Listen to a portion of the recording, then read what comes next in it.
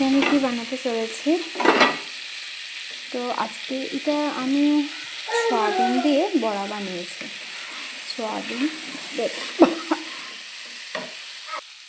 সয়াবিনের বড়া বানিয়েছি। এটা এখানে আলু, এই যে গুলি গুলি ছোটো ছোটো আলু থাকে না, এটা দিয়ে এখানে ফুলকপি আর সম্বাসের মধ্যে সিম্পল আজকে একটু মেথি সম্বাস দিচ্ছি আর কাঁচামরিচ দিয়েছি।